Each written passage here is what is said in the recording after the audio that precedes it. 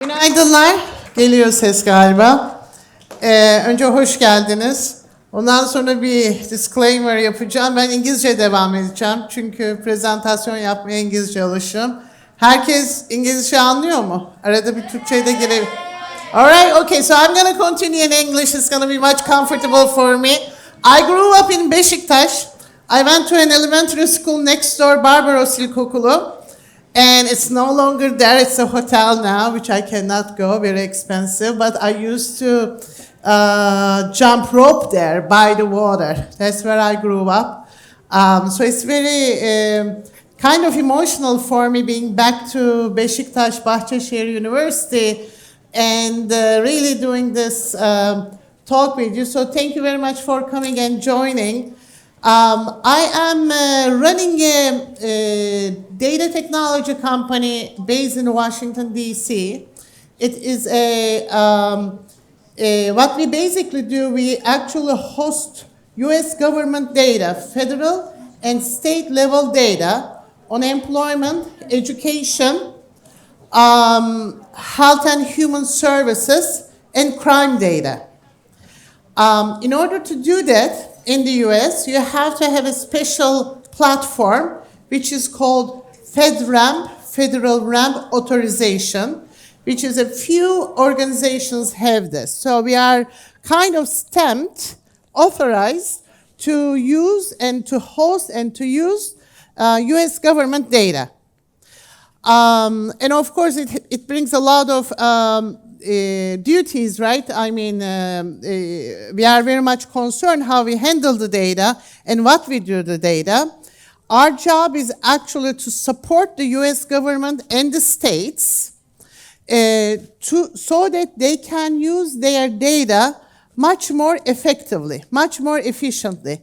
This is why, so I have a team of data scientists. This is why AI is very much critical for us. But so far you heard all about the fancy words about the AI. I'm more on the cautionary side because when it comes to the AI, there are so many other variables that we need to think about, the privacy, ethics, and that's what I'm going to talk. It's not going to be that sexy as the Huawei technologists talked, but I think it's very much important because AI means data. Without data, there is no AI. I'm at the same time at the board of the Bahçeşehir University in Washington. We have a very nice campus 5 minutes away from the White House.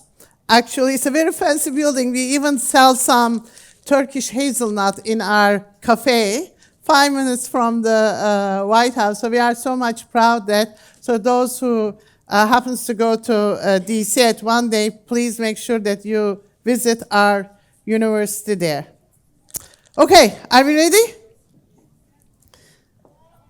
All right. Yes? This is a good team.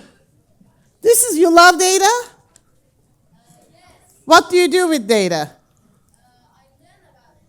You learn about it. Do you use data? Where do you use data? Are you using ChatGPT to do the homework? No? Okay, I do. All right, so let's see how we're going to do this. No, I'm going to go. You guys going to do the video?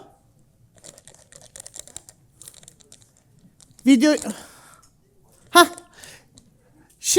This is our actually what I'm showing you what we do at work. This is a crime data from Chicago municipality. So crime data, you're going to see. We download this data from the state of Illinois, which is where Chicago is. And if you look at the data, there's a lot of data here, right? We have the case numbers. We have the description of the crimes.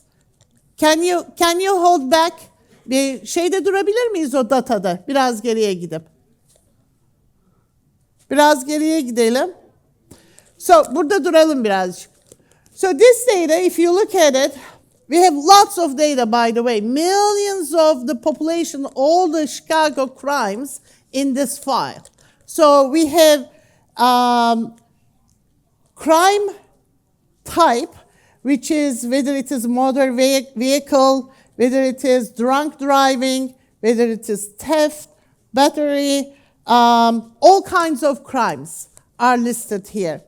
Then we have the location. We have where the street is, whether it's in the street, whether it's outside, whether it's in the apartment, whether it's in the office. So we have the location type.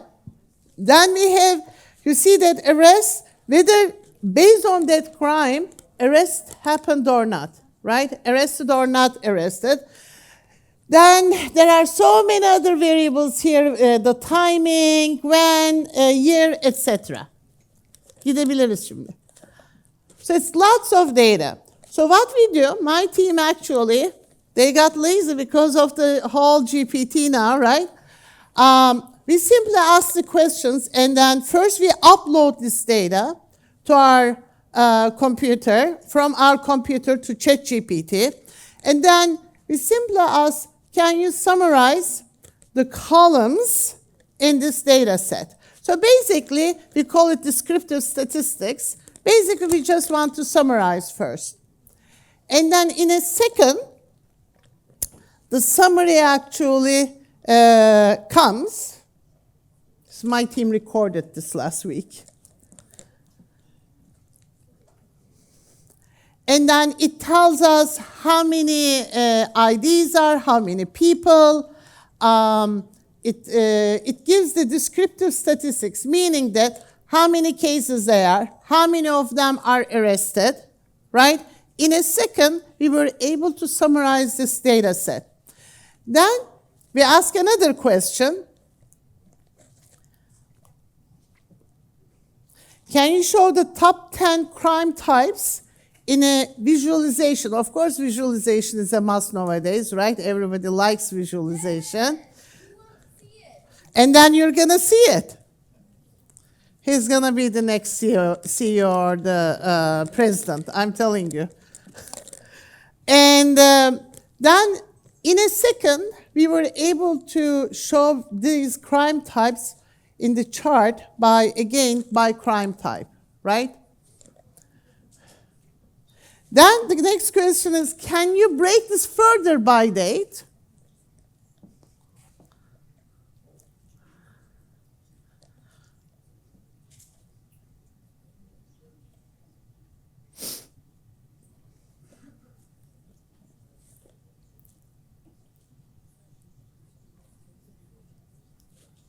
Then the visualization is already here, right?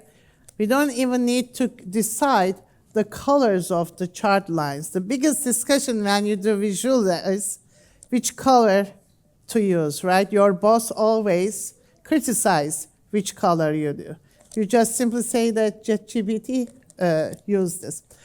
So I have some colleagues here actually from my university, from my economics. I studied economics at Boğaziçi. There wasn't Bahçeşehir at the time, so I couldn't attend the Bahçeşehir. So I'm from Boğaziçi University, and I have, I think, 2-3 classmates here. And I remember us actually really working on these like hours and hours, right? Like this was something when we graduated to make a chart. Forget about really summarizing the data. It was possible, by the way. You write a code, right? You write a code in R, you write a code in Python. It is possible, but it takes time to writing the code. Or in my time, actually, we used to have Excel, and it is still possible, Excel, but it used to take hours and hours. So this is what the AI technology brings, actually, to us now. Now, why now? Why the AI boom started? So I'll be honest with you, AI is not new. Traditional AI is something actually we used to say 10 years ago when 15 years ago when the big data came in, we used to have it as a machine learning, right? My team was using at the time machine learning, which basically you look at the historical data and you do forecast, you predict. So that's basically not the technology, but the concept was there. So the reason that we have the boom now, the technology tripled, right? So now the technology can handle the volumes of data set. much speed because of like the engineers that we heard this morning from Huawei. They bring actually the power, machine power. But another thing is it's actually open source. Do we know what open source means? Open source means that everybody can access, right? There's no IP anymore. So if we don't say that this is my idea, you have to share it in open source environment. That's why AI actually boomed. But if you think about AI, AI is the engine, the data is the fuel.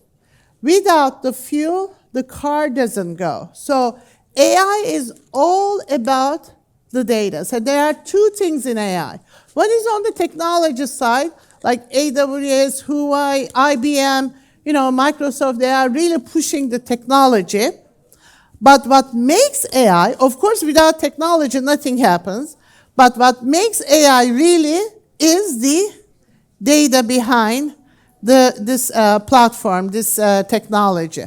So therefore, what you put into AI really determines the output coming from the AI. But this relationship is very interesting, right? Without data, AI does not exist. Without AI, actually, you can't leverage data fully. So AI makes sense of complex, unstructured data. What's unstructured data? Unstructured data, think about that. Data is everywhere, right? A very good example is the social media data. Social media data is unstructured. Structured data is economics data, like employment data is very structured. You look at people, where they work, how old they are, which company they work, what is their education. There's a structure in that data. AI actually brought us the power to make the unstructured data usable. Think about the social media. Think about this room. So without AI, I would have looked at this room. Okay, I will look at the gender, right? How much percent of this room is gender? Age. I would look at the education. If I want to predict the participation for the next year's conference, right? Those are the things I would look at. Age, gender, education, where you live, because distance is important in Istanbul, right? Whether you can make here or not. So those are the variables I would look at.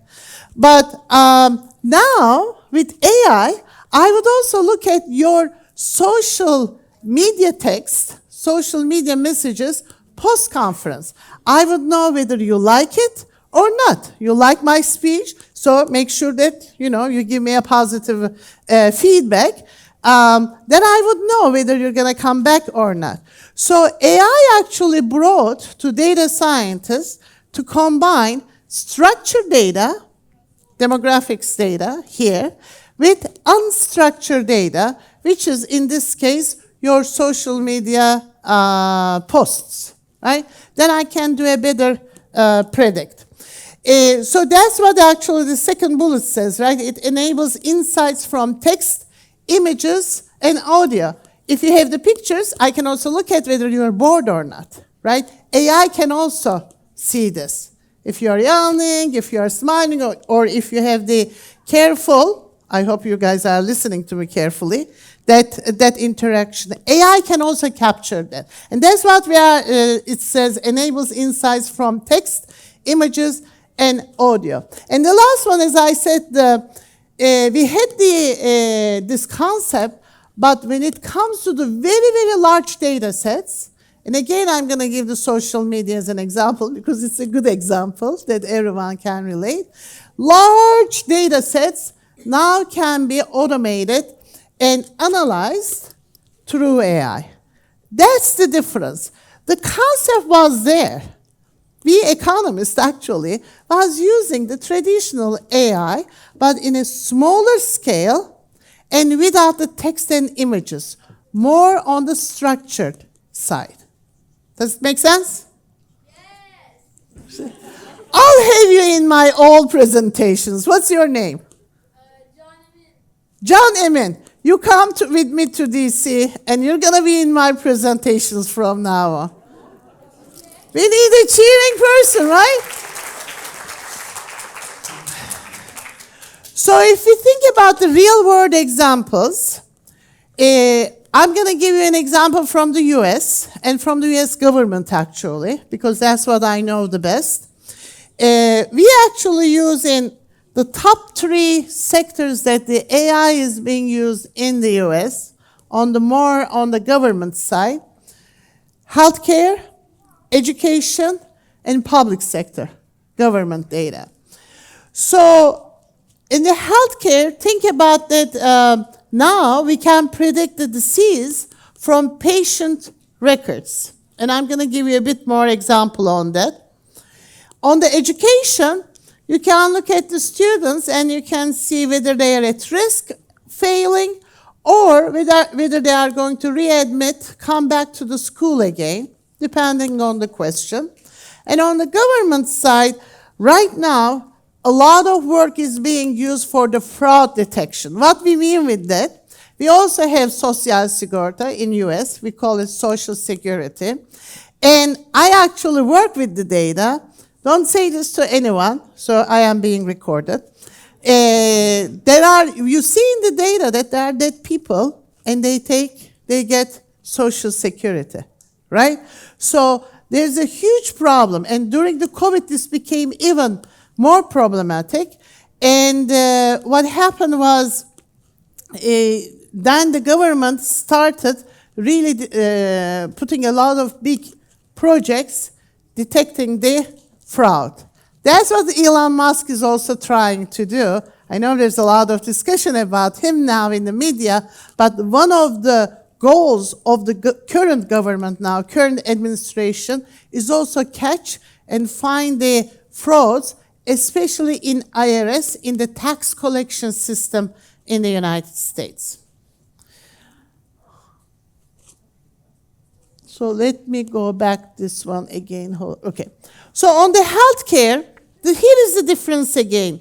You can actually look at the patient's, the statistics, vital statistics, and you can predict his or her well-being. But now the difference is you can go to the doctor notes. You can not only vital statistics, but you can bring the doctor notes, and you can also bring the images. And now you bring everything in one bucket, then the power of predicting is tripled now. That's the difference which that's a power which AI brings. On education too, before we used to just have the, again, demographic information, but also test records, right? Now, it's not only the test records, you can also bring some of the other variables there, like it could be the image of the house that the student lives. Based on that, you understand whether that student has a good conditions or bad conditions. You can also bring that intelligence into your forecast, which is new. And same thing on the government fraud detection. Before we used to look at the historical data, we used to look at the probability that that person would go fraud or not. Now we can look at the social media posts again and see if you can capture any indicator. So basically, now in the real world examples, we can expand the value of the data from different angles to do a better prediction. What is very much important, I kept saying that, hey, we had the concept because we actually had the traditional AI many years ago. So it's not new, as I said. What is really making the difference is the generative AI. And I wanted to explain what's the difference between traditional AI and generative AI. I did explain a bit, but I'm going to go one step further, and I'm going to use the example of our favorite topic, inflation. Or maybe this favorite topic, right? Wrong English here. So inflation, we economists used to forecast inflation by looking at historical data, looking at the unemployment rates, commodity prices, consumer price index, job openings, and wages, right? Wages, salary and wages. That's how we used to forecast inflation. Now, COVID came in. Now, Ukraine and Russia war came in. It impacted all oil prices, right? And then with COVID, all the supply chain was disrupted. Would our traditional models work? No. And it did not work, actually. It did not work. So this is where the generative AI came into the picture. Now we can actually, because remember, with the now AI, we can bring the other information like central bank news. We can actually say to AI, generative AI, and also incorporate all the headlines from New York Times. We can say that. Or we can actually say, look at each country in the world and see how it is going to impact the inflation in Turkey. We can't say that. Now though, or we can say there's COVID now, look how it's going to impact the inflation. Now actually, you can answer rather than what the inflation rate will be, because based on the traditional AI, we used to say, well, if wages goes up 4%, then the inflation will go 6%. That's what we were able to do. Now, actually, we can create economic scenarios. We can actually answer the questions, if the war will end in 12 months, this is what the inflation rate be. So it basically, we all think AI is technology, which is technology, and everyone, I told you, it's the sexiest part of the story, talking about technology. But from an output perspective, it enables us to think, I will say, 3 dimensions, more than 2 dimensions, multiple dimensions. And us, like data scientists, can actually now work with multidimensional data sets. That's a huge improvement for us. Now, doesn't matter whether traditional or generative, data matters in both. As I said, traditional AI needs clean, labeled historical data, right? Typical, very structured data. On the other hand, now generative AI brings us a diverse, large, and high-dimensional data. But in every case, the quality of data is very much important. When we talk about big data, there are 3 V's, 3V. Velocity, vast, and volume. So what it means that data has to be a lot, data has to be consistent, and data has to be recurring. If you have these 3 V's, vast, velocity, and volume, then you have big data. That's the definition of big data by Gartner, which is a US consulting firm. Therefore, the variety is very much important when you bring data into artificial intelligence, into Gen AI. The context, the biasness, and the variety really reduces the errors in the predictions, and it enhances the predictions. Biasness is the biggest problem in generative AI. So face recognition, let's think about the face recognition. If your data is all white Caucasian men, then if you're a black woman, then that AI is not going to work for you. If you're a white female, it's not going to work for you either. Therefore, generative AI, which is learning from the data, right, that's what we said, is very much important what data you actually model or test or train your AI. Because what we do, we bring that data into AI machine and we train that data for better outcomes, right? So what you bring that, is very, very much important. Heart attacks, a lot of health data comes from men. This is a big problem in the United States, and I'm sure here too, because women apparently don't go immediately to the hospitals for the heart attack. And therefore, most of the models now in AI was trained based on men, not the females. So think about how we are going to train the data. So that the biggest problems, of course, is that all the beauty of the data. It's beautiful, AI is beautiful, but we must not forget the ethics. We have to be ethical, right? Data privacy and ethics. Because we work with the healthcare and education data, the privacy is very much important. But when you have the education data and when you have the workforce data, your goal usually to understand the education to workforce outcomes. You come to Bahçeşehir, you're going to get the best job in Istanbul, right? That's your education to workforce outcomes.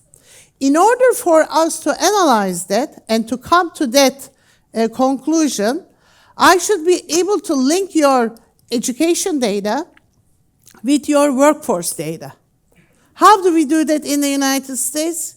We do it through Social Security number, which is the TC kimlik number.